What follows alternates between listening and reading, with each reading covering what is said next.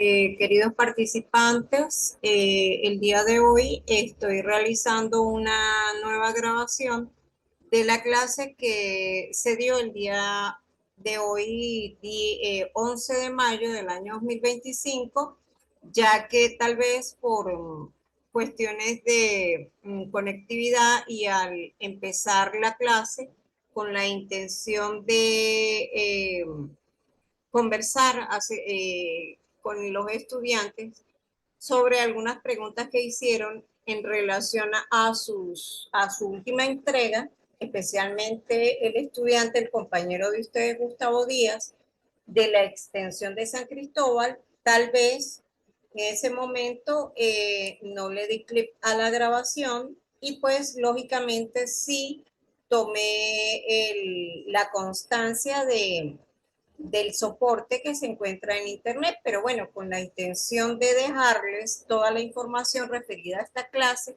prestar un buen servicio, voy a tratar de recordar algunas de las cosas que conversé con su compañero. No quedó todo grabado, hubo dos sesiones, las cuales pueden ustedes ver en los chats, en el chat de la reunión, que fue el que tomé. Puede notarse o puede verse cómo se dio inicio a la reunión en una hora determinada. Hubo un estudiante, compañero de ustedes, que fue Néstor Mendoza, quien intervino, me saludó, y posteriormente se nota claramente cuando finalizó la primera reunión y la segunda sesión grabada, cuando comenzó y cuando finalizó.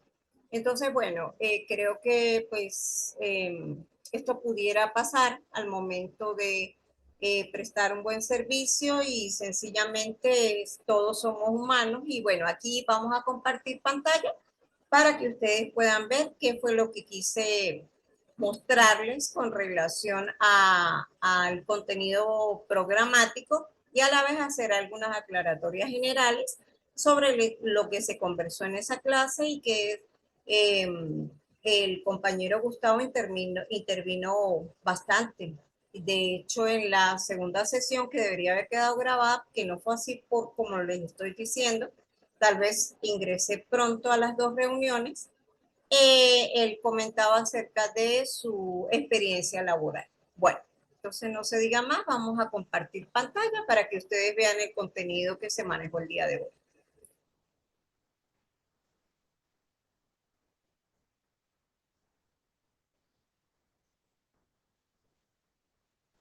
Como pueden ver,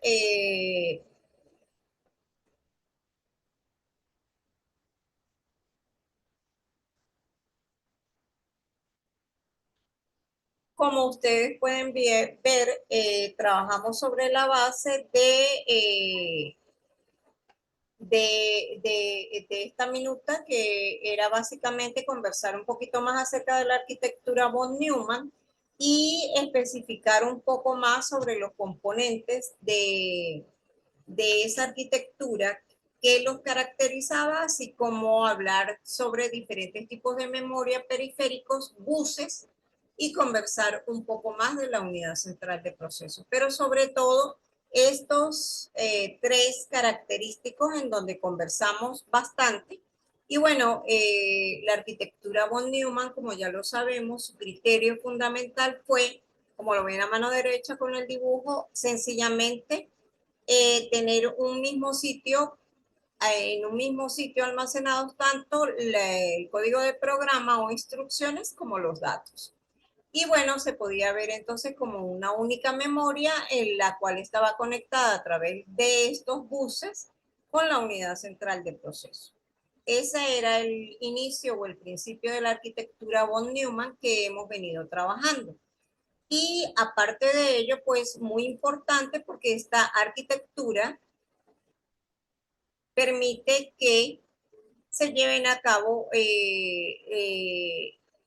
el funcionamiento de un ordenador con eficacia y utilizando el menor precio posible, digamos, el menor costo posible en cuanto a los equipos o los componentes que se requieren.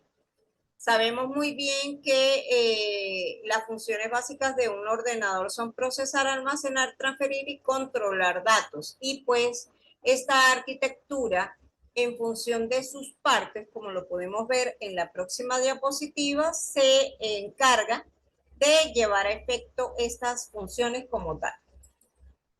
Vemos pues cómo los componentes básicos, que los podemos ver aquí, marcados con estos puntos, son, que ya los habíamos visto antes, son digamos, los subsistemas memoria, dispositivos de entrada y salida y CPU, y que ellos en sí están unidos por el bus de sistema. En cuanto a la memoria, pues hemos dicho que es el lugar donde se almacenan tanto los datos como las instrucciones a nivel de arquitectura von Neumann.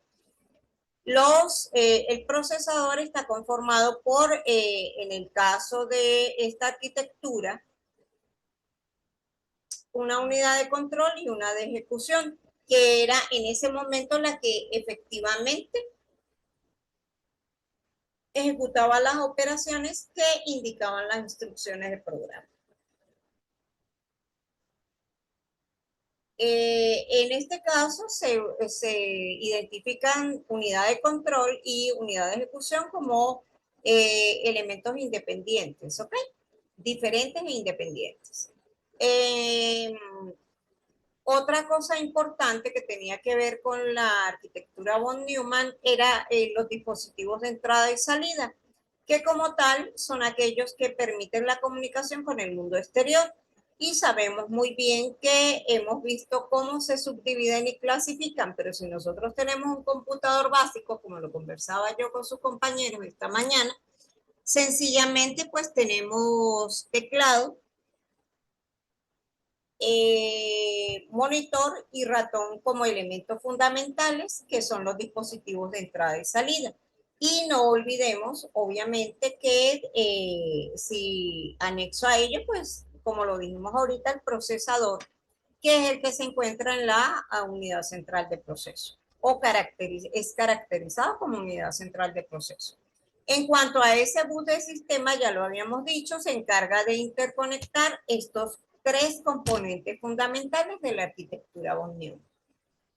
Ahora vamos a hablar un poquito de la memoria y vamos a especificar nuevamente que es aquella en la cual se almacenan tanto datos como programas de acuerdo a la arquitectura von Neumann.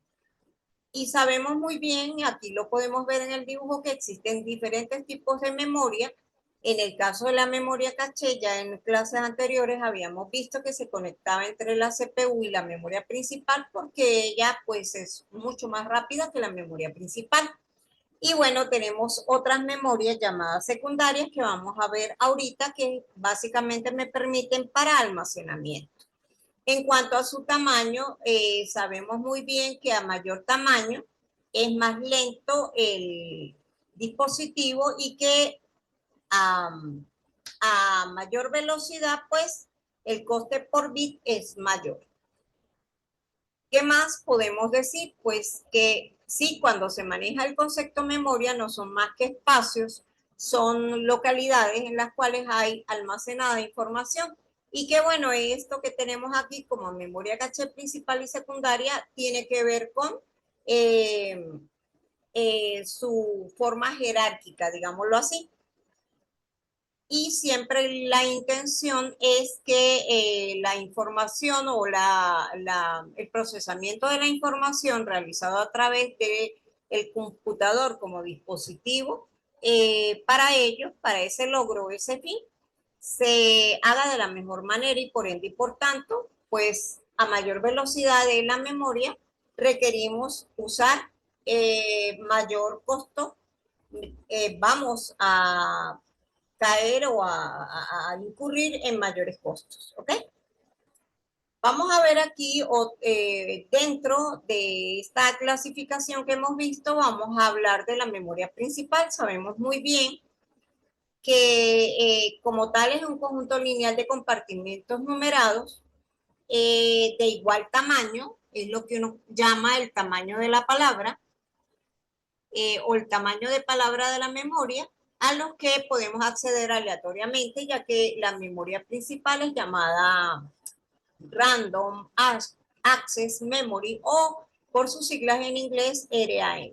Bien, sabemos a su vez que esta memoria principal es volátil y que quiere decir que si la tenemos almacenada, tenemos datos almacenados en ella, sencillamente al momento que la computadora por algún motivo se apague o si se apague, pues sencillamente perderemos esa información. El compañero Gustavo dio un ejemplo acerca de el uso el uso de una aplicación en la cual sencillamente ocurría esto. Bien, entonces podemos ver también que la organización de la memoria suele ser en general de dos dimensiones y que para simplificar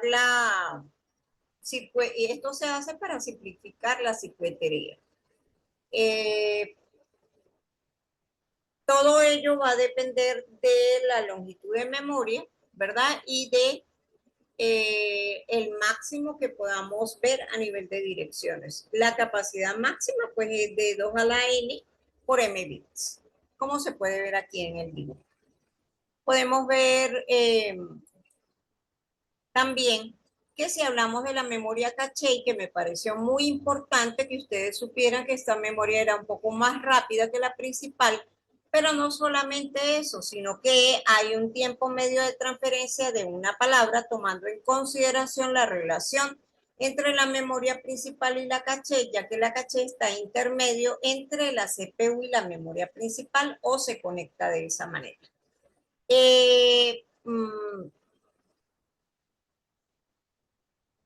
Como tal, esa memoria caché es invisible a los programas que ejecuta el ordenador y cuando la CPU accede a una palabra de memoria, el sistema de acceso a memoria la busca es en la caché, ¿ok? Si no la encuentra en la memoria caché, trae el bloque que contiene la palabra de la memoria principal a la memoria caché. Ese es el procedimiento.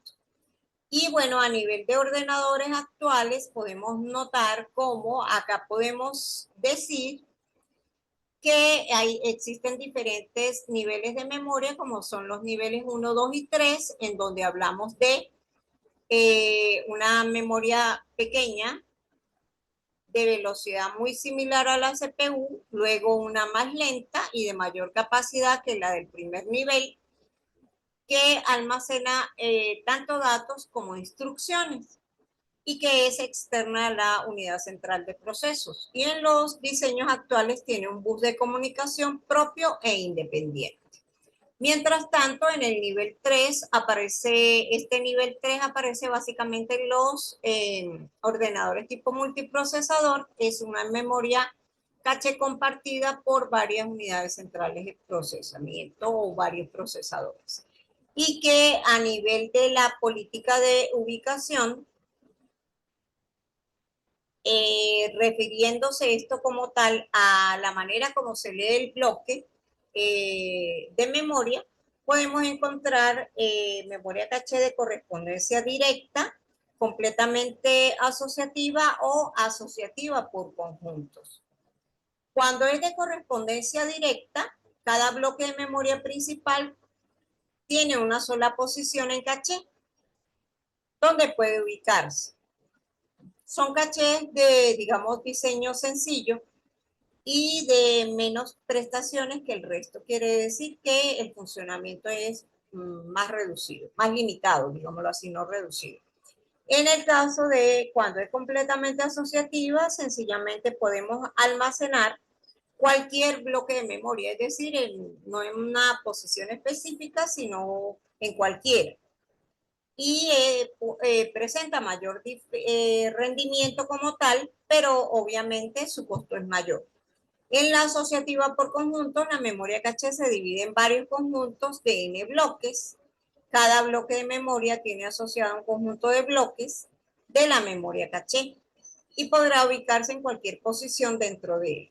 Es la más utilizada porque es como una memoria intermedia en cuanto a relación de rendimiento y costo. Bien, vamos a ver otros contenidos que tienen que ver con la memoria secundaria, en donde ya anteriormente habíamos visto que esa secundaria periférica, la que está fuera de la computadora, lo que me sirve es para almacenamiento fundamentalmente, y que podemos ver que dentro de sus características ocurre que es una memoria que no es volátil, es decir, que hay capacidad de almacenamiento, que su velocidad de acceso es un poco más lenta que la de la memoria principal, y que en cuanto a costo es un poquito menor, el mismo con respecto a la memoria principal, al costo de la memoria principal.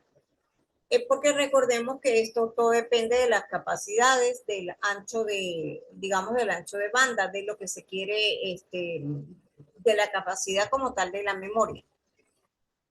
Y la mayoría de los dispositivos realizan el acceso de forma secuencial a los datos en este tipo de memoria secuencial.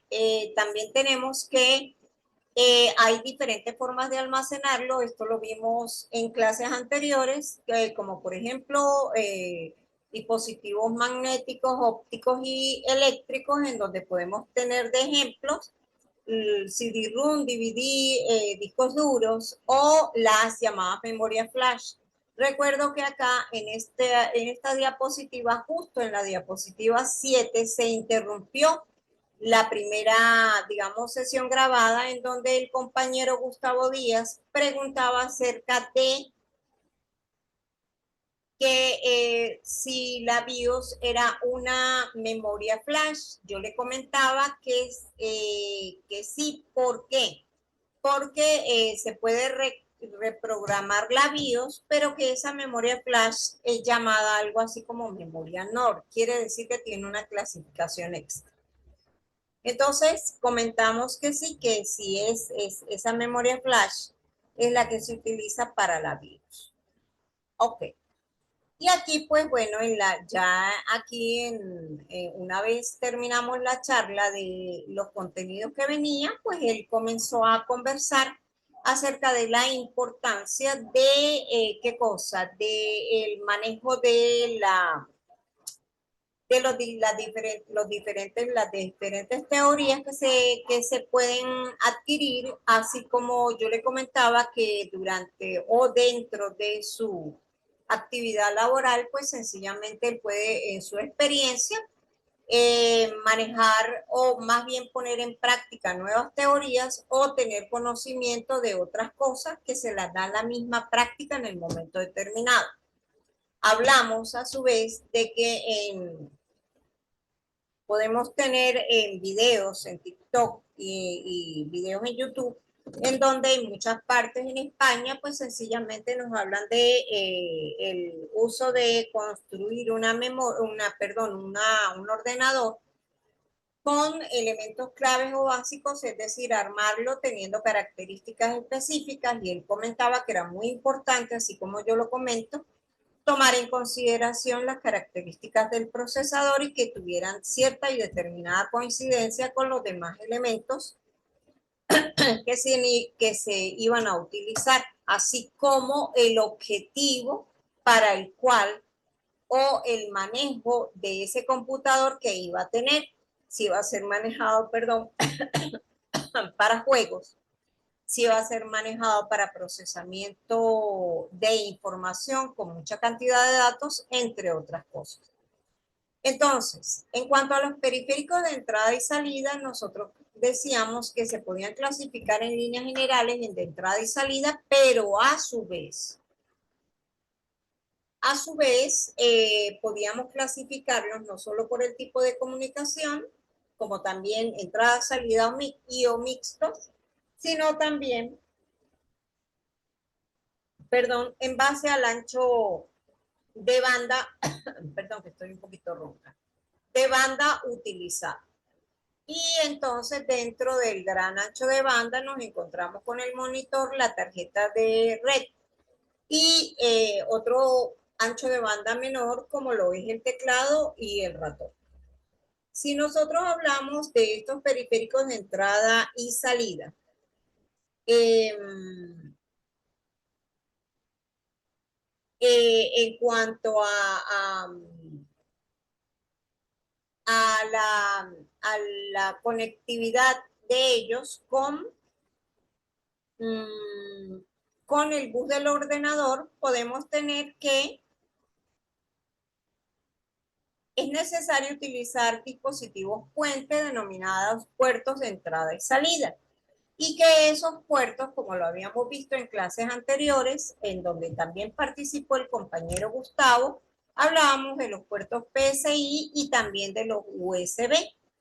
En función de ello, podemos tomar en consideración que los puertos de entrada-salida, pues básicamente realizan tres funciones, las cuales son emitir las señales de control hacia el periférico correspondiente de acuerdo a las instrucciones recibidas desde la unidad central de proceso, regular a través de búferes las diferentes velocidades del periférico y de la CPU, y que los periféricos en ese caso suelen ser más lentos que la CPU, ¿ok?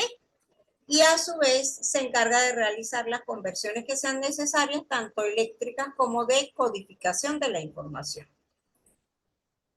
En cuanto a los buses tienen varias subdivisiones y como tal, pues lo pudiéramos ver como una autopista por la cual hay un flujo de información. Como tal, según sean las líneas, son clasificados en tres grandes vertientes que habíamos visto en otras clases, como lo son las líneas de datos, de dirección y de control. En el primer caso, ese bus que sea de línea de datos va a permitir proporcionar el camino para transmitir información. En ese caso, pues esa información está conformada tanto por datos como por grupos de instrucciones, por instrucciones. Y entonces eso se hace entre los componentes del ordenador. Suele constar dependiendo de 32 o 64 líneas. Eso va a depender del ancho del bus, que era lo que yo le comentaba al compañero Gustavo, porque luego Néstor salió de la reunión y que más adelante en la unidad, en el segundo corte vamos a hablar un poquito de lo que es el ancho del bus, según sea de datos o de direcciones. Recordando que si es de datos se utiliza la letra D, de date, y de direcciones vamos a trabajar con address, que es el nombre en inglés, y entonces tenemos en los circuitos identificar A1, A2, A0, hasta dependiendo del ancho del bus. En cuanto a las líneas de dirección, ellas lo que me van es a hacer coincidir entre el origen y el destino de la información, es decir, de dónde a dónde va a fluir esa información. Y eso está relacionado con, pudiera ser con algunos dispositivos de entrada y salida, así como con las direcciones de memoria correspondientes. Para las líneas de control, son usadas para que la CPU controle al resto de componentes, perdón, y para sincronizar el acceso de esos buses de datos y de dirección de los dos anteriores. En cuanto a la arquitectura tradicional de los buses del ordenador, la tradicional era tener un bus único que conectaba a la CPU con la memoria RAM y el resto de dispositivos o periféricos. La CPU era la que se encargaba de controlar el acceso de todos los componentes y eso lo hacía que el procedimiento o la procesamiento de información se fuera un poquito lento, ¿ok? Eh, ¿Qué más puedo decirles? Que en la arquitectura original de von Neumann solo hay un bus en el ordenador, como ya lo había dicho, y que estaba formado por estos mismos tres tipos de líneas comentadas anteriormente. Pero actualmente un ordenador se compone de varios tipos de buses, como los que podemos ver a mano derecha. Entonces podemos hablar de un bus que es el que está al frente, el otro que es el que está atrás y aquel otro que es el que funciona eh, con las dos alternativas. Es decir, con, eh, eh, ¿cómo les explico? Los dos buses anteriores, tanto el delantero, digamos el frontal, como el que está en la parte de atrás, pueden funcionar simultáneamente. Y sencillamente, según sea el tipo de memoria caché, puede ser que se conecte el procesador A, como vemos con el bus frontside. Mientras tanto que el bus que está en la parte trasera, el llamado que está el posterior, es el conjunto de líneas que conectan directamente a la CPU con la memoria principal. Muy bien. Además de lo anterior, podemos tener dos buses más, que son los buses del sistema y el bus de expansión. En el caso del bus del sistema, él como tal interconecta, como lo podemos ver acá, ya vamos a terminar la clase, interconecta los dispositivos de alta velocidad. Es más largo y más lento que el bus trasero posterior, al cual se interconecta a través de un puente. El bus de expansión interconecta los dispositivos más lentos del sistema. Se conecta al bus de sistema a través también de un puente. Entonces podemos ver la variedad de buses de acuerdo a si son los antiguos, sabemos muy bien que eran 3, pero hoy en día tenemos muchos más. ¿Okay? También podemos hablar de acuerdo al tiempo, al ciclo de tiempo, y podemos tener una relación entre los dispositivos y los buses. En cuanto a los dispositivos que estén conectados a un bus, pueden ser maestros o esclavos, pero según los ciclos de tiempo que manejan esa conexión entre buses y dispositivos, podemos tener buses asíncronos, síncronos y semisíncronos. Los asíncronos, lógicamente, no tienen reloj. Los síncronos, una de sus líneas transmite una señal periódica, frecuencia, o sea, si es periódica, me habla de la frecuencia del bus y todas las operaciones en el bus están en función de ella, de esa señal periódica o frecuencia. Mientras tanto que en los asíncronos no hay esa sincronicidad de operaciones. Y bueno, hay una negociación entre dispositivos, ya que es necesario ver cómo se inicia la comunicación. Y esto fundamentalmente es en base a la rapidez de funcionamiento de cada uno de los dispositivos. El inconveniente como tal que presenta sencillamente es que son buses muy complejos y de alto costo. Por otro lado, los semisíncronos sí tienen una señal de reloj, pero las operaciones son sincronizadas en base aunque son sincronizadas según los ciclos del reloj, va a haber un detalle en función de si el dispositivo es lento o rápido. En el caso de que sea lento, utiliza el bus y no puede completar la comunicación en los ciclos establecidos.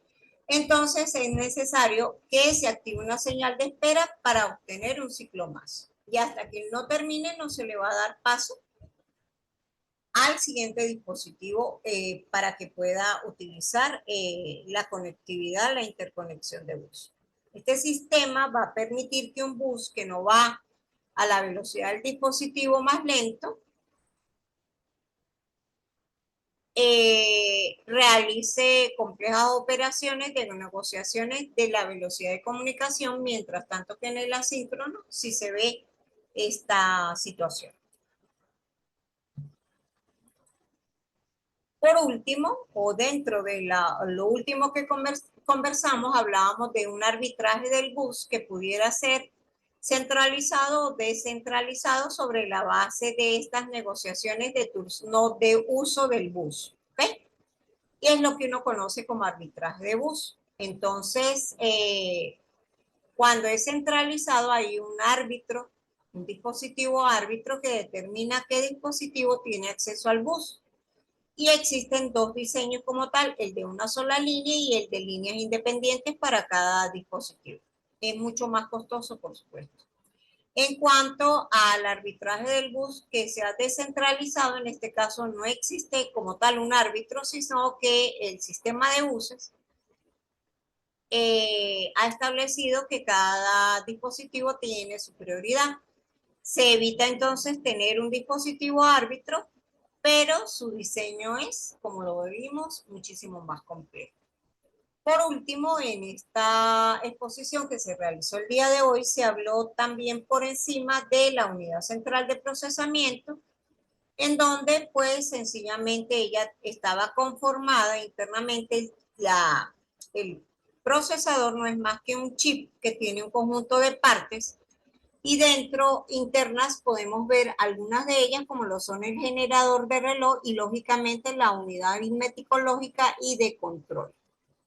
Dentro de ellas pues igualmente podemos tener diferentes tipos de registros, aun cuando acá no me lo muestra, pero lo hace con el decodificador. Pertenece a la unidad de control y esta carga de instrucciones se realiza sobre la base de los diferentes registros que posee el procesador. Bueno, jóvenes, no me queda más que darles las gracias por su atención y disculparme con respecto a la grabación, pero ya acá tienen el contenido que se manejó el día de hoy. Los invito a la próxima semana a tener 2 reuniones más a fin de completar un ciclo de 9 reuniones por corte. Si se pudiera hacer en los 3 cortes, maravilloso. Y bueno, todo dependiendo de cómo esté la conectividad y servicio de electricidad. Sin embargo, la intención es prestarles un buen servicio. Estoy acá para ello. Y agradezco muchísimo la intervención tanto de Gustavo Díaz como de Néstor. Que estén ustedes muy bien y que terminen de pasar una feliz tarde del día domingo 11 de mayo del año 2025. Entonces, cordialmente los estoy invitando para los últimos las últimas 2 reuniones o encuentros que vamos a tener la próxima semana. Estén atentos al momento de que yo suba las calificaciones con su correspondiente retroalimentación para que hagan sus preguntas, ya que es necesario que yo pues entregue la próxima semana las calificaciones. Muchísimas gracias por su atención. Que estén ustedes muy bien.